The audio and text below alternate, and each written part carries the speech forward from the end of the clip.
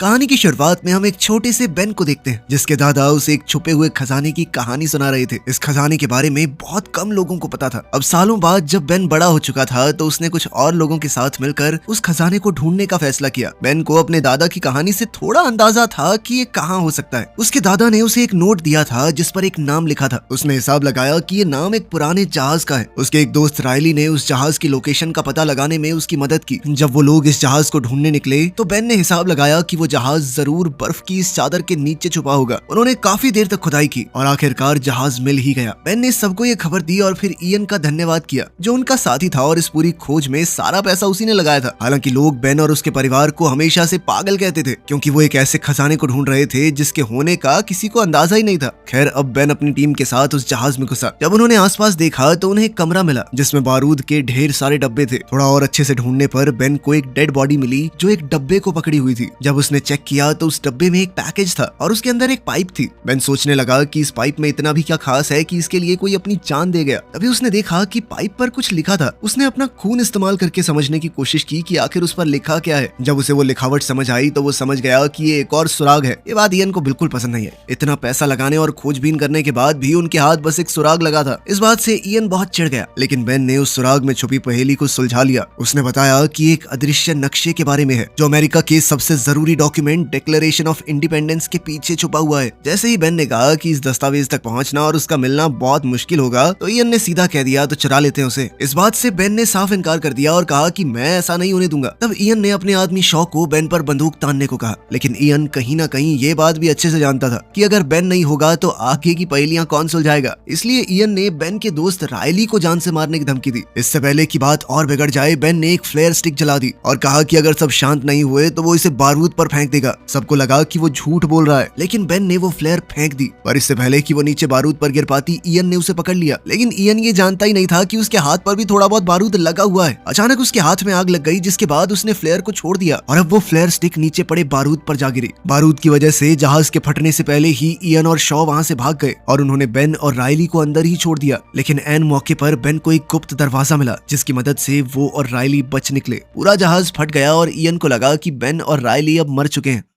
शहर लौटने के बाद बेन और रायली FBI के हेडक्वार्टर्स गए और उन्हें एक टिप दी कि कुछ ही दिनों में एक आदमी डिक्लेरेशन ऑफ इंडिपेंडेंस को चुराने वाला है। लेकिन उनकी इस बात पर किसी ने विश्वास नहीं किया। फिर वो दोनों नेशनल आर्काइव्स म्यूजियम गए जहां वो डॉक्यूमेंट मौजूद था। उन्होंने वहां के डायरेक्टर एबिगेल से मिलने की कोशिश की, लेकिन जब उन्होंने उसे वो कहानी सुनाई और बताया कि इस डॉक्यूमेंट के पीछे एक नक्शा छुपा है तो एबिगेल ने उनकी बात पर विश्वास नहीं किया। उसे लगा कि उनकी सारी बातें झूठी हैं। जब वो एबिगेल के ऑफिस से निकल रहे थे तो दोनों ने उस दस्तावेज को देखा और उसे कुछ देर तक निहारते रहे। अभी अचानक बेन ने कहा कि हमें इसे चुराना होगा ताकि ये इयन के हाथ तो ना लग पाए। इस पर रायली ने कहा कि इसे चुराना इम्पॉसिबल है, यहाँ पर सिक्योरिटी देखी है तूने। इसके बाद उसने बेन को लाइब्रेरी में ले जाकर डिटेल में बताया कि ये डॉक्यूमेंट कितनी सिक्योर जगह पर है। लेकिन बेन ने कहा कि हमें कुछ ऐसा करना है कि वो इस डॉक्यूमेंट को वहाँ से हटाकर प्रिजर्वेशन रूम में शिफ्ट कर दें। वहाँ सिक्योरिटी काफी कम है। हालांकि रायली को इस प्लान पर कुछ खास भरोसा तो था नहीं, लेकिन फिर भी वो बेन की मदद करने के लिए मान गया। फिर दोनों ने प्लान ढंग से बनाना शुरू किया। उन्हें सबसे पहले एबिगेल के फिंगरप्रिंट्स चाहिए और फिर प्रिजर्वेशन रूम के कोड्स चुराने होंगे। इसके लिए बेन ने एबिगेल को एक गिफ्ट भेजा जिसके अंदर एक स्पेशल केमिकल लगा हुआ था। फिर जब वो कोड डालने के लिए बटन दबाएगी तो वहाँ उसके फिंगरप्रिंट रह जाएंगे। और शुरुआत में तो ये प्लान बिल्कुल वैसे ही काम कर रहा था जैसा बेन चाहता था, लेकिन दूसरी ओर इयन भी अपने कुछ आदमी तैयार कर रहा था ताकि एक डांस पार्टी वाले दिन म्यूजियम पर अटैक किया जा सके। पार्टी वाले दिन जब वो डॉक्यूमेंट प्रिजर्वेशन रूम में शिफ्ट हो गया, बेन स्टाफ का भेस बनाकर बिना किसी परेशानी के बिल्डिंग के अंदर घुसा। उसने वापस अपने कपड़े बदले और एबिगेल से मिला।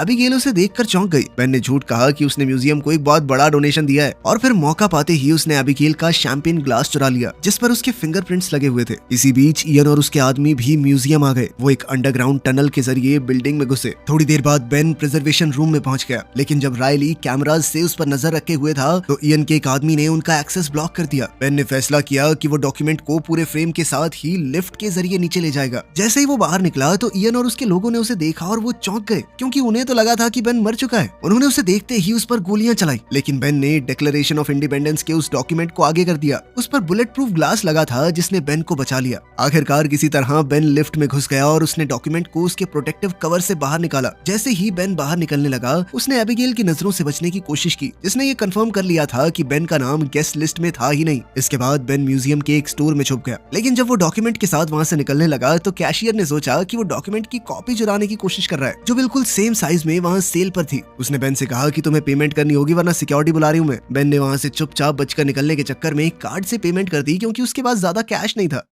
जब वो बाहर जा रहा था तो एबिगेल ने उसे देख लिया और उसका पीछा करने लगी। जैसे ही बेन ने वो डॉक्यूमेंट राइली की वैन के पिछले हिस्से में डाला तो एबिगेल ने उससे पूछा कि तुम क्या कर रहे हो। इसके बाद बेन के हाथ में वो डॉक्यूमेंट देखकर एबिगेल समझ गई कि उसने क्या किया है। ये देखते ही एबिगेल चिल्लाने लगी, जिसके बाद बेन ने चुपचाप वो डॉक्यूमेंट उसे वापस कर दिया। इसके बावजूद भी जब वो आसपास की पुलिस को बुलाने लगी तो इयन ने उसे डॉक्यूमेंट के साथ देख लिया और अपने आदमियों को उसके पीछे छोड़ा। बेन ने एबिगेल को बचाने की कोशिश की, लेकिन इयन के आदमी उसे पकड़ कर ले गए। इसी बीच म्यूजियम गार्ड्स को पता चल गया कि डॉक्यूमेंट चुरा लिया गया है। तुरंत ही पूरा म्यूजियम लॉकडाउन में चला गया और एफबीआई को बुला लिया गया। इयन ने वैन में एबिगेल से कहा कि ये डॉक्यूमेंट मेरे हवाले कर दो, लेकिन एबिगेल ने सीधे तौर पर मना कर दिया। अचानक उनकी वैन के सामने कुछ आ गया तो ड्राइवर को कट मारना पड़ा। इस झटके से पीछे मौजूद सभी लोग गिर गए और एबिगेल ने इस मौके का फायदा उठाते हुए भागने की कोशिश की, लेकिन वो पूरी तो नहीं निकल पाई, बस वैन के दरवाजे से लटक कर रह गई। उधर राइली और बेन ने उनका पीछा किया ताकि वो एबिगेल की मदद कर सके। थोड़ी देर बाद इयन एबिगेल से वो डॉक्यूमेंट लेने में कामयाब रहा। तभी बेन ने मौका देखकर एबिगेल को राइली की वैन में खींच लिया, जिससे उसकी जान बच गई। वो लोग अब मेन रोड से हट गए, लेकिन जब इयन ने रुकने के बाद डॉक्यूमेंट खोला तो उसे पता चला कि वो तो नकली है। बेन उन्हें चकमा देकर भाग गया था। एबिगेल बहुत नाराज थी कि बेन ने वो डॉक्यूमेंट चुराया और अब वो किसी गुंडे के हाथ में है, लेकिन तभी बेन ने असली डॉक्यूमेंट निकाला और बताया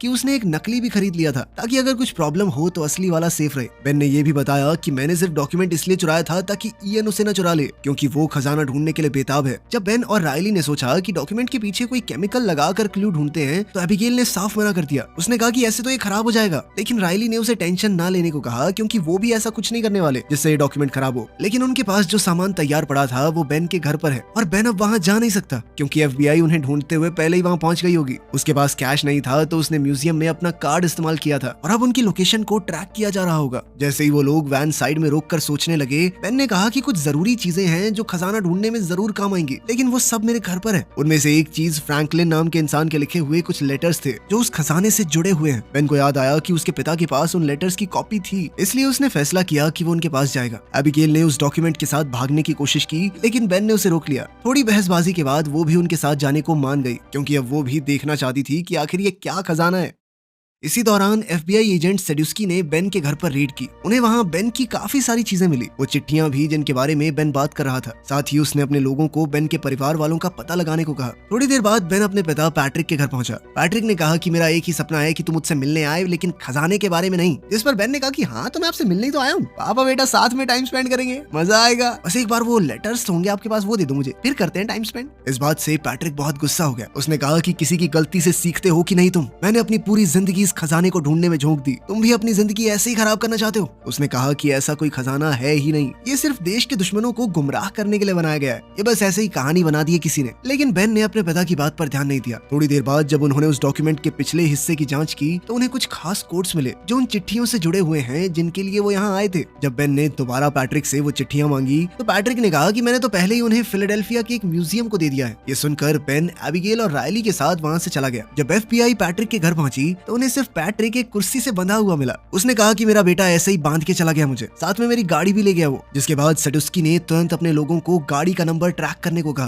दूसरी तरफ इयन को भी समझ आ गया कि जो सुराग उन्हें उस जहाज में मिला था वो उन्हीं चिट्ठियों से जुड़ा हुआ है। थोड़ी रिसर्च के बाद उसे पता चला कि फिलाडेल्फिया में उन लेटर्स की कॉपीज हैं और वो तुरंत वहां जाने के लिए निकल पड़ा। राइली जब वो कोड पता लगाने की कोशिश कर रहा था तो एक छोटा बच्चा उसके पास आया। राइली से हो ना हो, लेकिन उस बच्चे ने सारे कोड बड़ी आसानी से सॉल्व कर दिए। इयन भी वहाँ टाइम पर पहुंच गया और वो लड़का जब आखिरी वर्ड का पता लगाने जा रहा था तो इयन से टकरा गया। इयन ने देखा कि ये लड़का कुछ तो पेपर में सॉल्व कर रहा है, तो उसने लड़के का पीछा करना शुरू कर दिया। लेकिन जब तक लड़का वापस पहुंचा तब तक राइली वहां से निकल चुका था, क्योंकि राइली ने खुद ही आखिरी वर्ड का पता लगा लिया था। जिसके बाद वो सीधा बेन और एबिगेल के पास पहुंचा ताकि उन्हें वो कोडेड मैसेज बताए जो उसने लेटर्स से निकाला था। इसके बाद बेन, एबिगेल और राइली तीनों मैसेज को डिकोड करने में लग गए। उन्होंने हिसाब लगाया कि जरूर ये सुराग इंडिपेंडेंस हॉल के बाहर वाली घड़ी की तरफ इशारा करता है। ये समझ में आते ही तीनों वहाँ के लिए निकल पड़े। पड़े ताकि अगला क्लू जल्द से जल्द ढूंढ सके। वहीं दूसरी तरफ इयन ने भी उस स्कूल वाले लड़के को पैसे देकर ये पता लगा लिया कि आखिर उसने राइली को क्या बताया था। जल्द ही इयन भी इंडिपेंडेंस हॉल की तरफ निकल पड़ा। वहाँ बेन ने घड़ी की डायरेक्शन को फॉलो किया और देखा कि दीवार की एक ईंट पर एक खास निशान है। उसने उस निशान वाली जगह से ईंट हटाई और अंदर एक पुराना सा चश्मा मिला। ये एक खास तरह का चश्मा था। बेन तुरंत एबिगेल और राइली के पास गया और उन्हें वो चश्मे दिखाए। फिर बेन ने वो चश्मा पहना और डिक्लेरेशन ऑफ इंडिपेंडेंस के पीछे वाले मैप को देखा। तब उसे एक खास निशान दिखाई दिया और उसके पास ही कुछ शब्दों में लिखा हुआ मैसेज भी था।